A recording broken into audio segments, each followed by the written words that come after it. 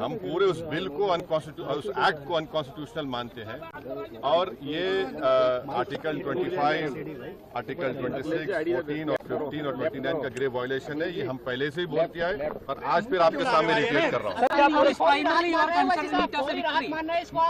No. See, let us be very careful.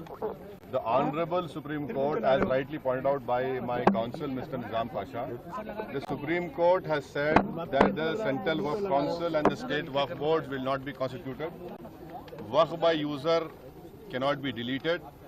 Now, there are other provisions also, which we as a party have come to the Honorable Supreme Court that calling it unconstitutional.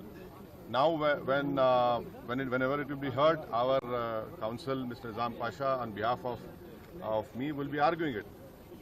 As you know very well, that during the deliberations of the Joint Working Committee, I have given a dissent report opposing all the amendments that were proposed by the government. And during the debate in the Parliament on the consideration or passing of that bill, I have opposed each and every amendment. I have called it unconstitutional. I still call this law as unconstitutional, as violating the fundamental rights of Article 14, 15, 25, 26 and 29.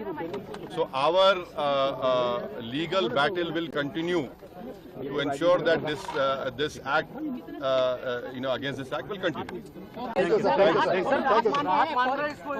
देखिए सवाल देखिए आपको पूरे उस कानून को समझने की जरूरत है।